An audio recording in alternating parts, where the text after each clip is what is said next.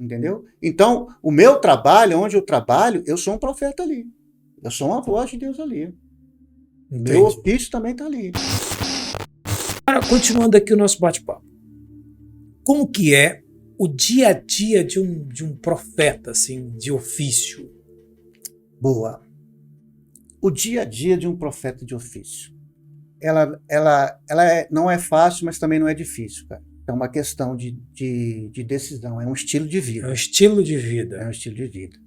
Né? Mas assim, você tem... O dia a dia de um profeta, entendeu? Não é que ele vai ficar o tempo todo nas suas coisas, afazeres espirituais. Não. Entende? É um cidadão normal. Normal. Se ele trabalha, ele tem que ter o trabalho normal. Porém, um dia a dia de um profeta de ofício, ele sempre vai ter tempo, para jejuar, orar, ler a palavra. Ele vai ter tempo, ele vai ter que tirar tempo para isso. Ele vai ter tempo. Porque por mais que você tenha ocupação, você vai ter tempo. Não, mas a minha pergunta é... Por quê? Você não é um profeta só no momento que você está atuando nas coisas eclesiásticas. Você é profeta no teu trabalho, você é profeta onde você estiver. Nós não classificamos, entendeu? O secular do espiritual. Não, nós separamos o que é sacro e o que é pecado. O que é sagrado e o que é pecado. Entendeu? Então, o meu trabalho, onde eu trabalho, eu sou um profeta ali. Eu sou uma voz de Deus ali. Entendi. Meu ofício também está ali. Então você está sempre buscando essa conexão. Sempre você vai estar nessa conexão. Independente de você estar no momento exclusivo com Deus ou não.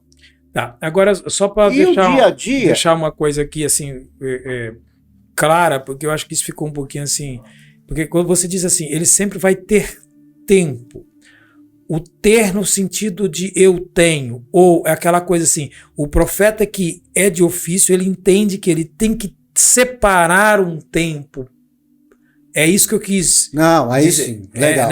Porque legal. Às vezes ter um tempo é como se fosse assim, não, porque o cara que é profeta, ele, independente do que ele fizer, ele vai ter tempo. Não é isso. Então, eu entendi que essa é a chamada de Deus para a minha vida, então eu vou separar um tempo para me dedicar à oração, ao jejum, leitura da palavra, enfim. Perfeito. Era só esse alinhamento.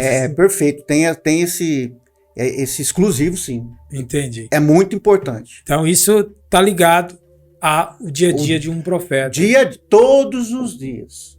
Todos os dias. Todos os dias. Não é hoje, talvez amanhã, quem sabe depois. Não. Um profeta que ele é de ofício, ele entende isso.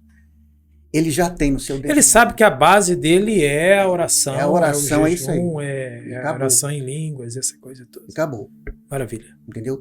Por exemplo, o meu dia a dia, eu levanto muito cedo, acordo muito cedo. Eu tenho um momento com Deus. Assim que eu levanto, eu não falo com ninguém. Tenho um momento com Deus. Vou tomar meu banho e tal. Após o almoço, continuo mais um bate-papo.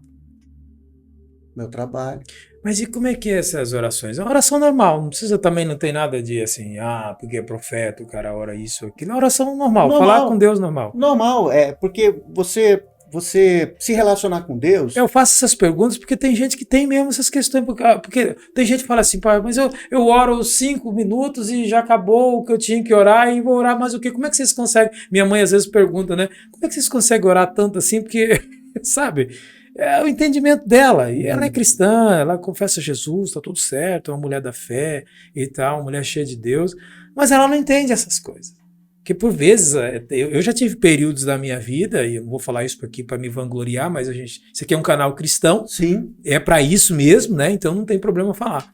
Mas eu tive período da minha vida na época do Rema, que eu estava passando uma fase muito difícil na minha vida financeira, eu estava num relacionamento complicado, eu não estava alinhado com aquilo que a palavra de Deus pede e tal, e aquilo me incomodava muito, porque eu estava lá estudando, eu estava ali já trabalhando em algumas coisas, mas a minha vida não estava 100% e eu também não tinha força para para conseguir alinhar aquilo, né? E aí eu falei, cara, eu vou precisar ir para a presença de Deus, porque o único jeito de eu resolver essa situação é eu estar cheio de Deus a ponto de Deus me tomar. Foi o entendimento que eu tive. Então, estudando ali compulsivamente, comecei a ler, acho que quase todos os livros do Kenneth Hagin, já fazia parte do ministério naquela época, e eu tinha um empreendimento, eu comecei a perder cliente, aquilo começou a ficar vazio, não tinha nada para fazer o dia inteiro, mandando funcionário embora, fui perdendo coisas, esse negócio entrou assim para arrebentar com tudo, para acabar com tudo. E o que eu fiz? Eu orava, tinha dia 8 horas um dia, 6 horas de oração, teve dia lá cronometrado no relógio, orava 2 horas no cronômetro, parava para tomar uma água, descansava um pouquinho, orava mais 2 horas. Teve um dia que eu cheguei a orar 10 horas no dia. E aí eu comecei a ver coisas também diferentes, comecei a experimentar coisas diferentes em Deus.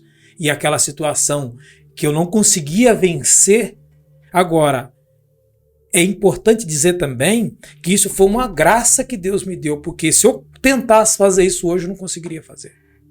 Porque é muito tempo você orando em outras línguas, que daqui a pouco a gente vai falar um pouco sobre isso também. E era engraçado que era uma coisa tão esquisita, Denilson, que eu tinha uma espécie de uma dor aqui na boca do estômago, que era uma ansiedade. Sabe aquela dor de ansiedade que a gente tem? E multiplica aquilo por 10, aquilo vira uma dor, um negócio, e aquilo só parava de 2 maneiras. Quando eu estava orando e quando eu estava dormindo. Acordava, aquele negócio estava lá. É um negócio incrível. Então, falando desse negócio de oração, do dia a dia do profeta, né?